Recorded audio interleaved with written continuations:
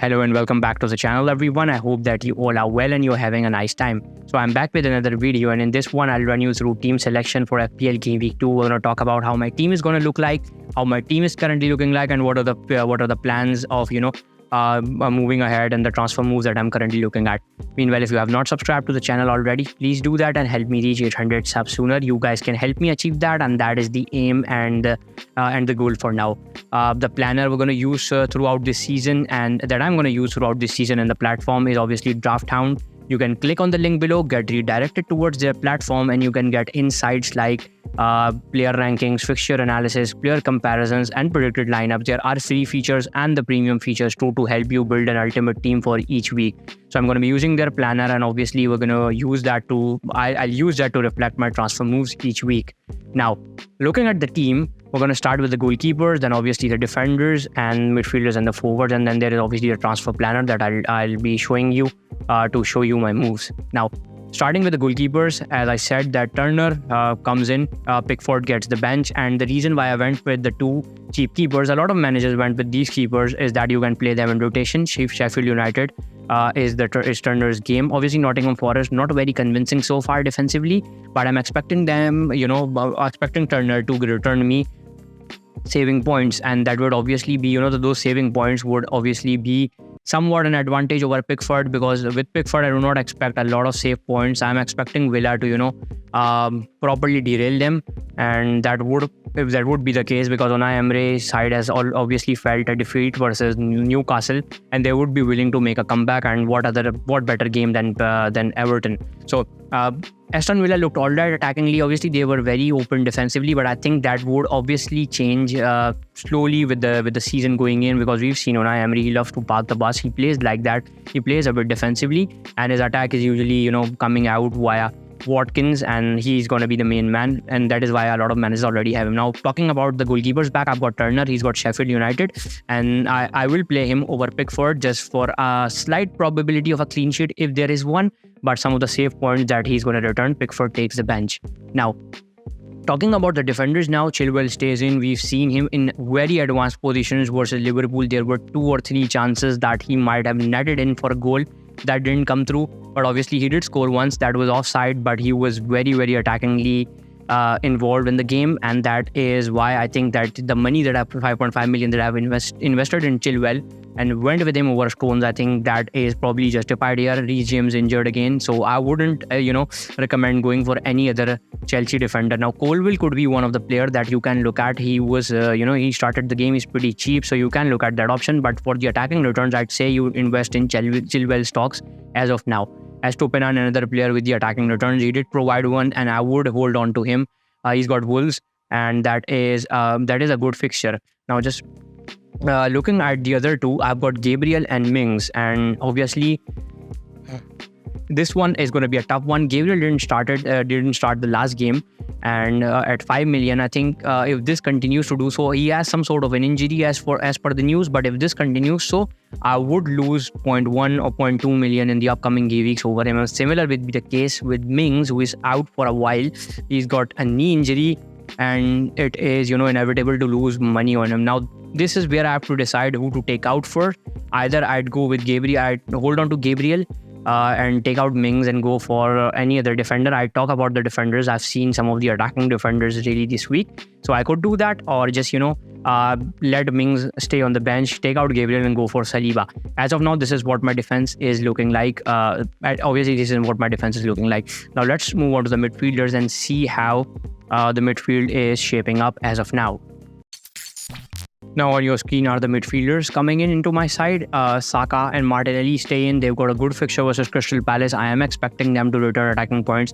Now, I'm personally not very satisfied with Martinelli's game as of now. I think in the longer run, we would be moving towards Trossard with the game Martinelli played, but at 8 million, I'd give him the games that are easy like Crystal Palace and Fulham. But after that, I would think we would have to move on from him and probably look at options like James Maddison, or probably Mbeumo for a much cheaper one. He was very attacking. Obviously, he plays the forward role with Visa. But you can look at all of those options. Obviously, there is Bowen too if you want to look for a differential. So personally, I'm not very satisfied with Martinelli. He played that wider role. He was not very involved in the game. apart like Saka, who was very involved. The main attacks flow through him, and obviously Martinelli was very involved last season. But obviously this is one game, not to conclude everything from that. But as of now, I think Martinelli might be a player that we have to get rid of pretty soon. Saka, obviously, I'd keep him, and he's a season-long pick. And the reason is that he's on the penalties and usually among the attacking returns. Rashford has got Spurs. It could be a good game versus Spurs, and that is the reason why we've seen Spurs defensively pretty open. They did end up conceding 2 goals versus Brentford in the first half, so I think Rashford and Bruno Fernandes definitely could hurt them. But we still have to see how United plays versus Wolves before judging anything. But I think the likes of Bruno Fernandes and Rashford could really hurt the Spurs, who are defensively pretty open as of now. And the fifth midfielder is obviously Mitoma. I'll bring him in once the forwards come in, and I'll show you what their final team is shaping up in the formation. But Mitoma, the fifth midfielder, and I'd keep him for the fixtures like Wolves, West Ham United, Newcastle, and the reason is to attack the starting fixtures that Brighton had, and then we can move on to him. There are players like Mbeumo. Eze, not very satisfied. I'm not very satisfied with Eze as of now, but we'd find out some of the other cheap midfielders as we move ahead. But as of now, Mbeumo is looking like a brilliant midfielder. You can obviously downgrade Martinelli and invest in someone like Madison, and upgrade Mitoma too with the 7 million investing onto Bowen. So that could be the case in the upcoming game weeks. But as of now, I'm pretty satisfied with the midfield. Now let's move on to the forwards and see how the forwards are looking like. Now, with the forwards coming in, Haaland and Watkins, you can see a very awful bench that I have. Now, talking about the bench players first, Archer is a third forward that I have on the bench. He's a bench filler, and the reason why I went for him is that with 4.5 million on him and he on the bench, I could have easily invested at Watkins. And Watkins and Haaland obviously take the upfront, a good strike partnership. Watkins did provide an assist, and I expect him to return points against the likes of Everton, Burnley, and even Liverpool, who do look defensively not very convincing as of now. And Aston Villa's main attacking flows through Watkins. He is the main man, the center of attraction for them. And Haaland, obviously there is nothing much to talk about. If you did not go with Haaland, I wish you best of luck for the next season. But yeah, Haaland is going to stay in. He's obviously going to be the perma captain. I'll give the armband to him, and Rashford is going to take the vice captain. But this would obviously change if Rashford isn't looking very satisfactory versus Wolves. I'd just give the vice captaincy armband to Saka. But Haaland is going to be my perma captain. So this is how the team is looking like. The 3-5-2 stays in. Now I have one free transfer moving ahead, and I'll talk about what my transfer plans are after this small transition. So yeah, let's look at what the transfer moves are looking like for me. Now coming on to the full planner, and as you can see that Mings, that I've already talked about, is injured, and there is an option that I have, and that is Henry. I can move him out for Henry, who was in a very attacking role versus Tottenham. So I could do that, or just go for a 4.5 million midfield defender from Chelsea, that is Colwill. So these are the two options that I'm looking at. As of now, what I have planned is I'll get rid of Mings. I'll just invest that on the likes of Henry, who has some good fixtures, and I can definitely target that. So Henry straight comes into my side, and then obviously this is what the team would look like. Now I would have to accommodate Henry somewhere for that, and what I could do is I could bench either Gabriel from my side, or if I find Wolves to be defensively very solid, I might just take a punt on getting Mitoma out and playing Henry. So this would be a very risky punt, but I would still take time to gather my thoughts. But as of now, Henry is 75 to 80% coming into my side.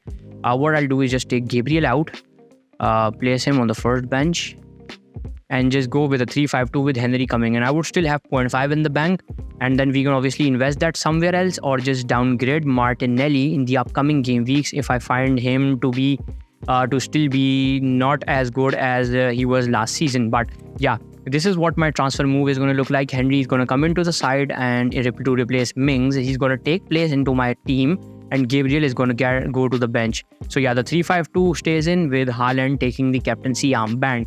There are obviously players on my watch list, and that is firstly it is James Maddison, then that is the other one is Bowen, and there are some 4.5 or 5 million defenders that I'm currently looking at. So I'm going to talk about all that in the obviously videos week by week. But as of now, there are two transfer moves that I'm looking at, and that is Maddison and obviously Bowen. Let's just do a quick player comparison of both of them to show you what the upcoming move could look like. Not in this game week, but in the game week after that. So Maddison versus Bowen. Let's compare them to choose one. Obviously, sorry about that. I click that. Bowen. Start a comparison. Bowen obviously expected to play more minutes, selected by 4.6%. Maddison is now selected by 12.1%, and there is a 0.5 million difference between both of them. So the next 3 game weeks is what we're going to look at, and there isn't much difference in the expected points. So it is a game of going with one and all on luck. So if you go with Bowen and the luck, is with you, you're going to see attacking returns. There's not much of a difference with Maddison versus Bowen. So if you ask me, I would prefer see the game week 2 is versus Chelsea at home. Then there is obviously game Man United at home. The fixtures look pretty exciting for both of them. I would recommend, if you ask me, I would recommend investing into Bowen just because he's 5.5 million cheaper and we can use that 0.5 million somewhere else. So this is a little comparison of Maddison versus Bowen, and as you can see, there isn't much of a difference in their points in the next 3 game weeks, and that is obviously the expected points. So yeah, these could be the transfer moves that I could be heading towards in game week 3. But as of now, I'm pretty set with Henry coming into the side, using that one free transfer and placing Gabriel on the bench and assessing that how things go for him in the next few game weeks. So yeah, this is currently it from my side. Thank you all for watching. Let me know what are your transfer plans in the comments below. Please do like and subscribe to help me, grow this channel. So yeah, thank you all for watching, and may your arrows be green.